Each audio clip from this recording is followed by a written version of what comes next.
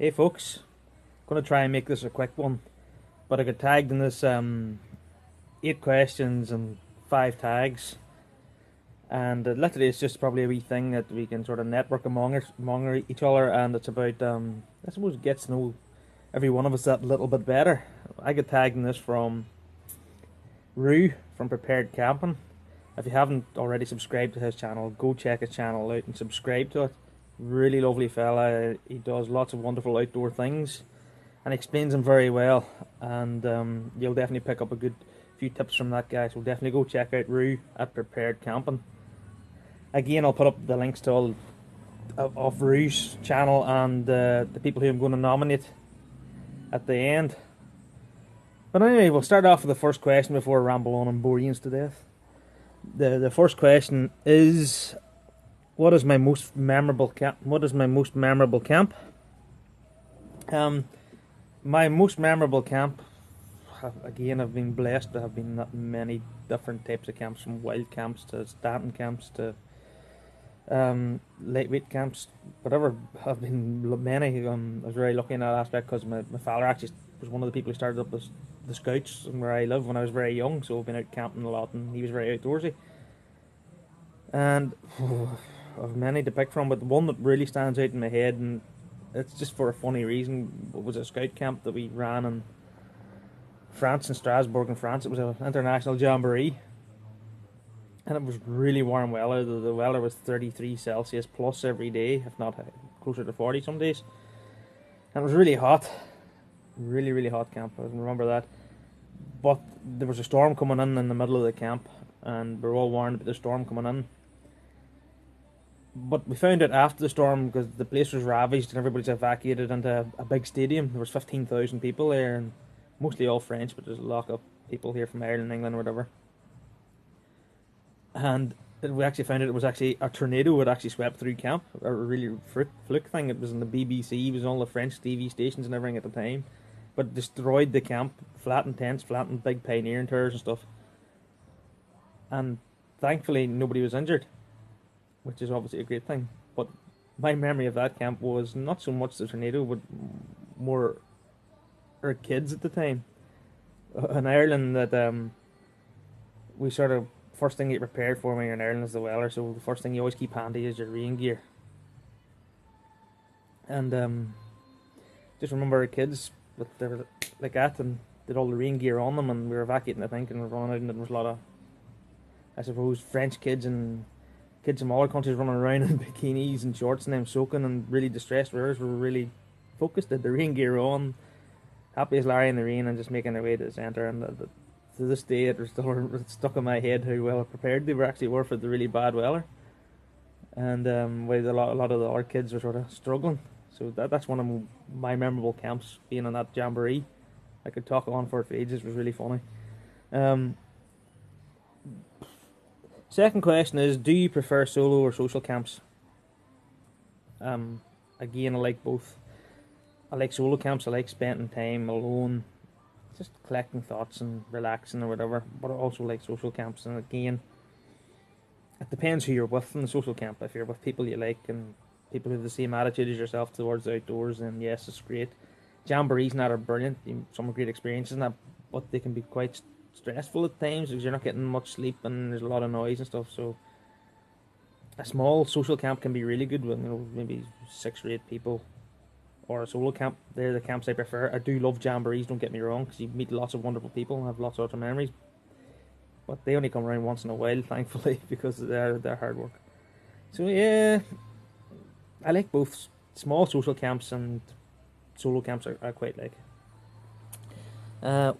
What's my favourite knife? Again, I don't put a lot of money into knives. I have some great knives. I've got great knives from Castrum, great knives from Gerber, but the ones that I use the most is probably Mora knives, and the range was from about £7 to £20, and the reason that being is they're a great knife, and I've worked with a lot of groups, and when I'm out working with groups and they're using the knife, that tends to go walkies.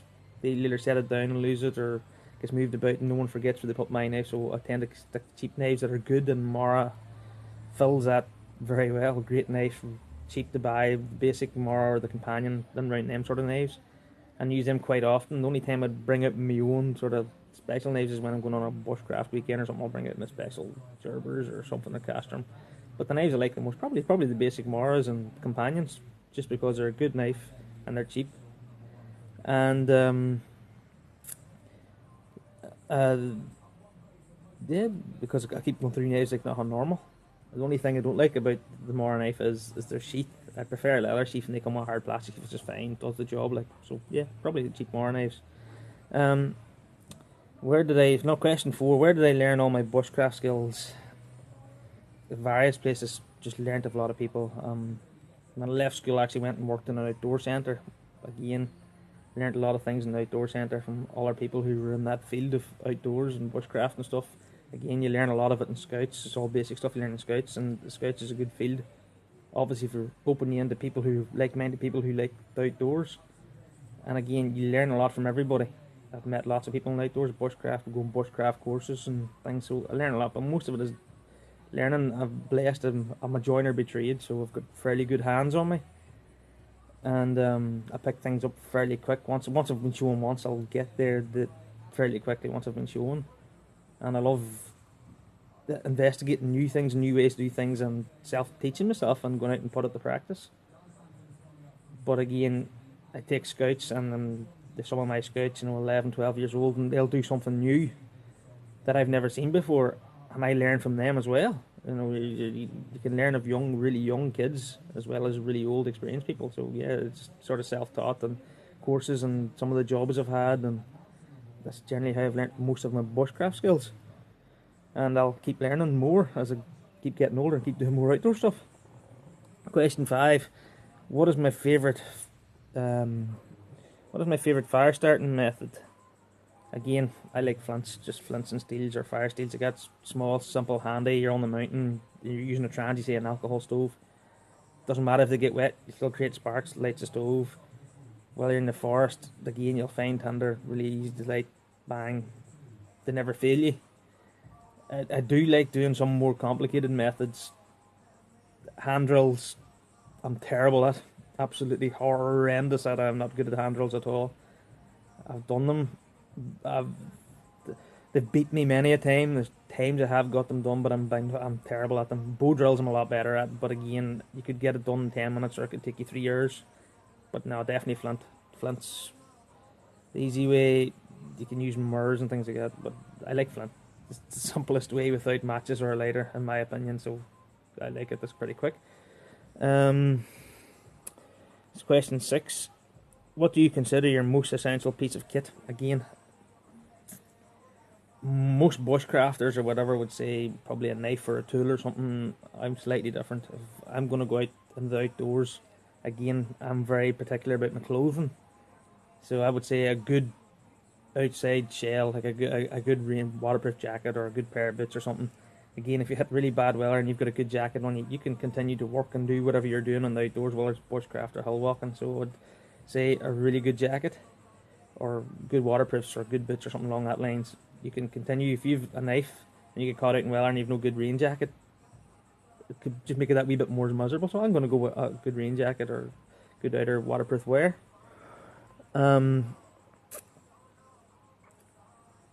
Number 7.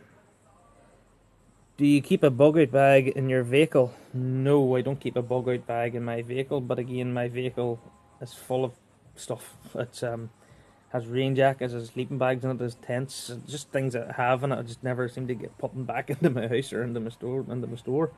So generally, if I'm going in an outdoor situation, I plan it most of the time, and if I'm going hill walking, it'll depend on what sort of hill walking I'm doing, whether it's going to be a day trek or an overnighter. Again, I just pack what I need for what situation I'm going in, and I'll take it with me.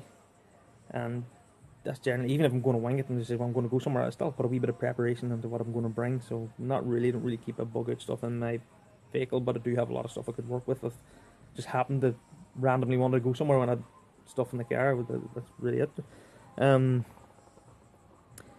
What do you prefer, alcohol, wood, or gas stoves?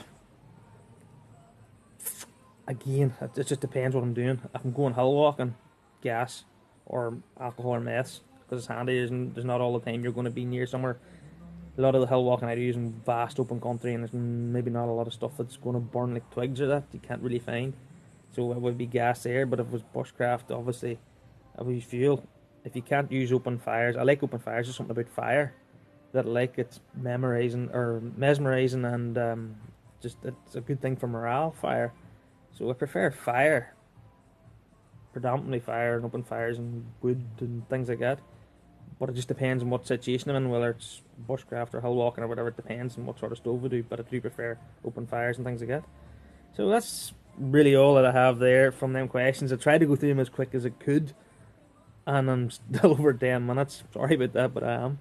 The other guys I'm going to mention here now that I'm going to tag in this, there's a channel called Derail Love Festival. Now, I forgot to mention him in a shout out, in my last shout out. Brilliant guy, does a lot of bug out bags, and he's very interesting. Go check him out. Another one is Good Times Outdoors. I gave them a shout out the last time. Lovely family. They do lots of outdoor activities and things. They do lots of different stuff, so they're really worth going watch. You never know what they're going to be doing, so when they're well worth looking at. So go check them out.